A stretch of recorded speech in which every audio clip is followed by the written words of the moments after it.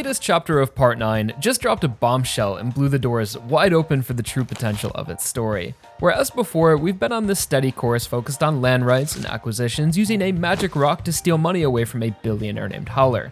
And while that is still interesting, it was all set up pretty quickly and removed a lot of the mystery from the plot, so it wasn't really giving light to many alternative paths.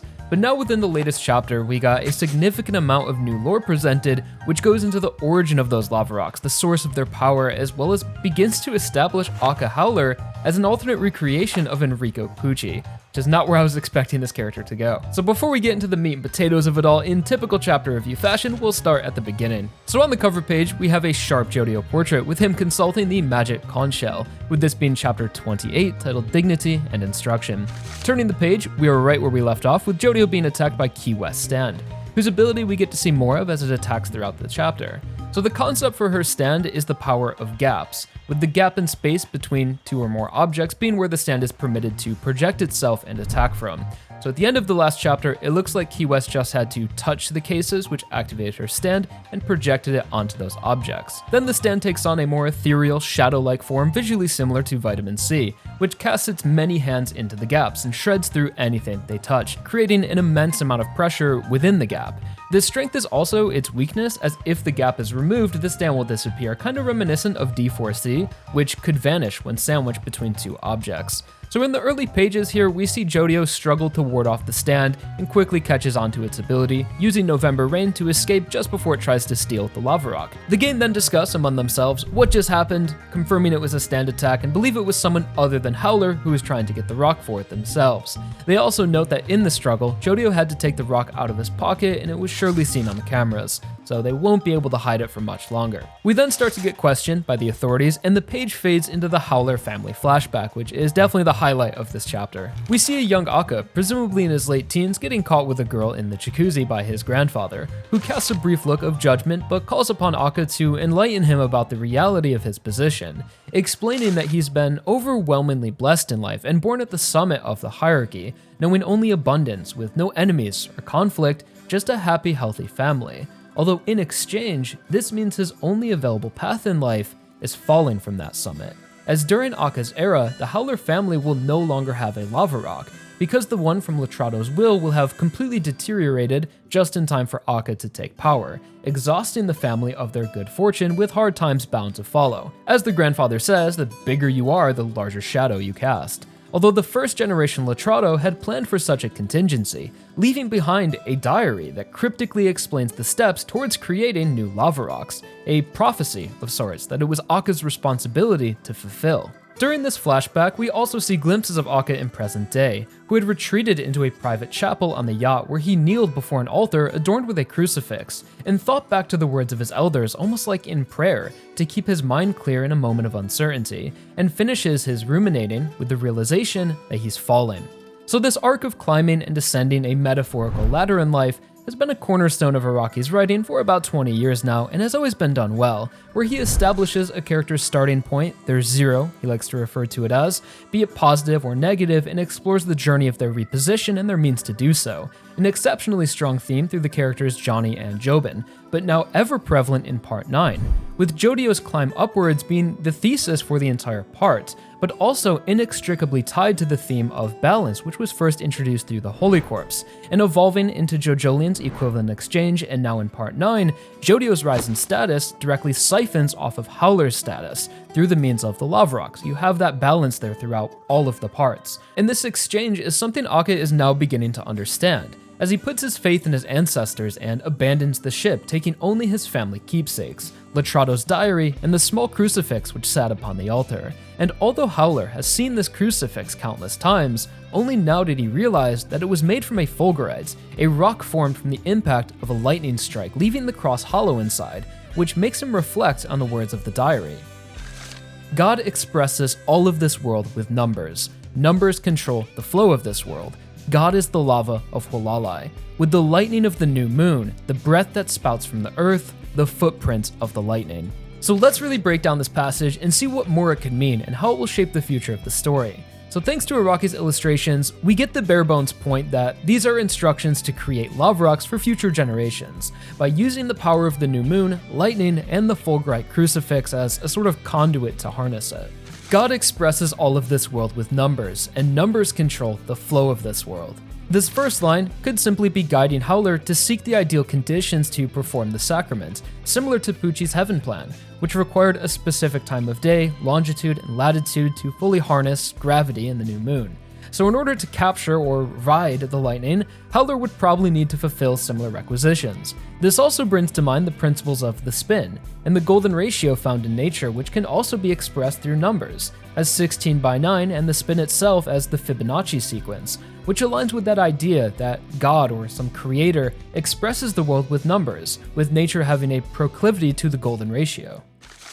God is the lava of Hualalai, so the lava rocks appear to be an ideal vessel to harness the power of God. This shouldn't spark too many questions, as rocks have always been a source of power in JoJo. Rock humans, redstone, stand arrows, and Araki himself has acknowledged this, saying, JoJo had a focus on rocks since the Stone Mask, with the underlying theme that locations where newly formed minerals emerge on Earth contain a kind of life energy. Later on mentions that volcanoes are places where you can feel the energy in the rocks. So more on the idea that the lava is God. Since we know that Jesus exists canonically, we can assume that a god or creator entity also exists to some capacity. It's important to recognize this because the power of the Holy Corpse is very similar to that of the lava rocks, being these objects imbued with a vast amount of positive energy that are able to hijack people's free will and control fate by their mere existence. So if the body of Jesus and the lightning of the new moon are extensions or connections to this god, it would seem conclusive that the god is the source of the positive flows we encounter in the world. So something about the lava makes the rocks in this story extra special and ideal for containing that positive flow. With the lightning of the new moon, the breath that spouts from the earth, the footprint of the lightning.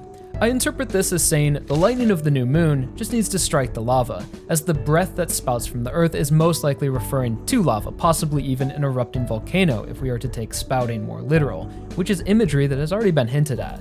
And the footprint is just saying where to look. It's the place where God touches, that's where you'll find your rocks. Although the lightning must pass through a crucifix, as we see from the illustrations, something about its shape appears to be important and able to direct energy towards what eventually becomes the magical lava rocks, where the energy spins around it. Another connection to something like the infinite rotation, but maybe more like Johnny's imperfect spin, which persists but doesn't last forever, which is why the lava rocks eventually deteriorate. They are losing the spin over time as the energy is used, or it could be more like a battery that's charged up by the lightning.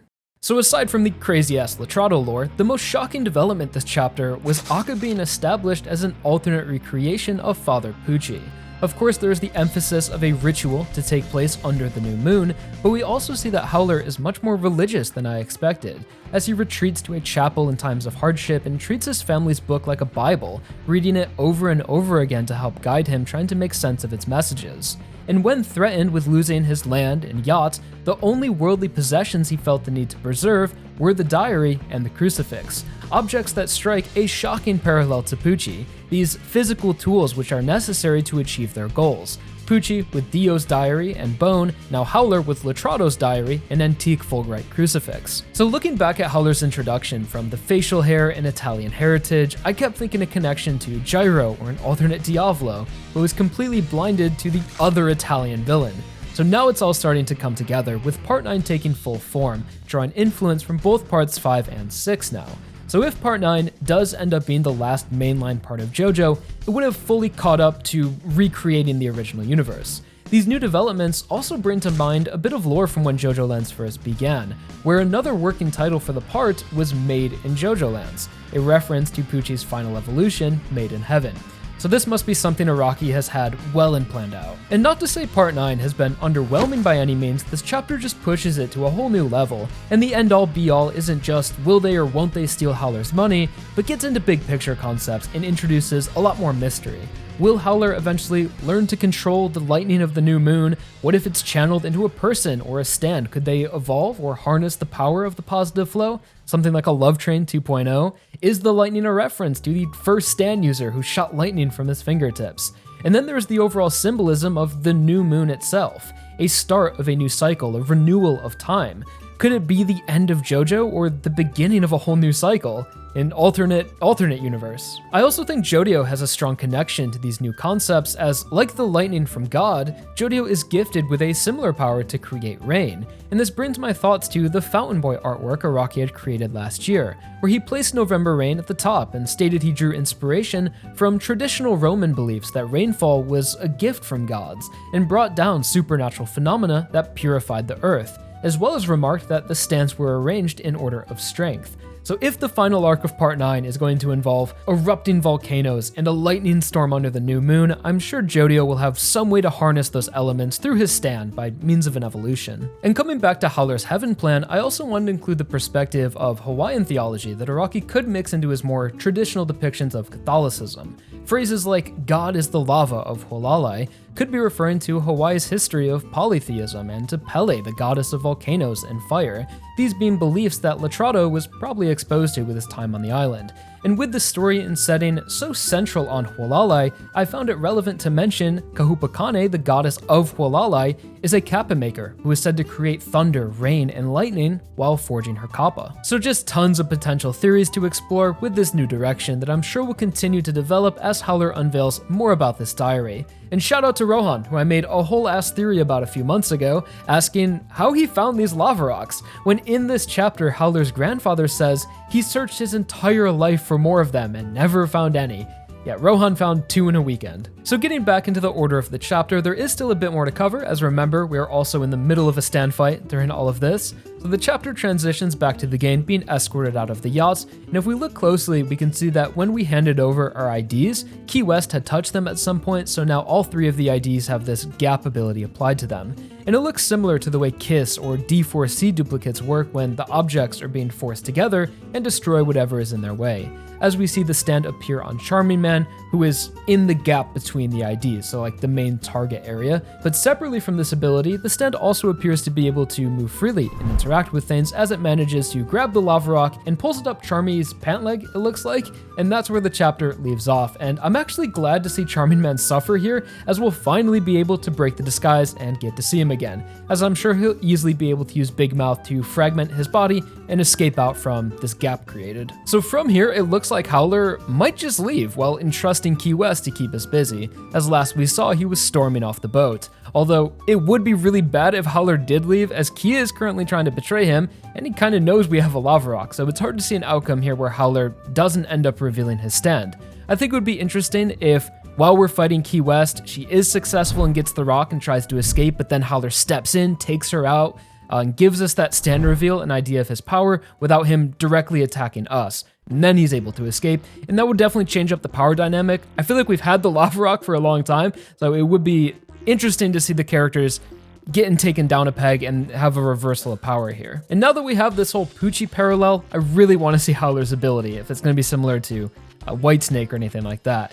And here's a game we can play, and I can farm some engagement for these videos. Comment below a stand name prediction for Howler and Key West, and when they're revealed, I'll come back here and see if anyone guessed it right and shout you out in the new video. Maybe we'll keep this guessing game going in the future each time a new stand is revealed. So thank you all for watching, drop a like on your way out, subscribe for more JoJo videos, and I'll talk to y'all real soon. Peace.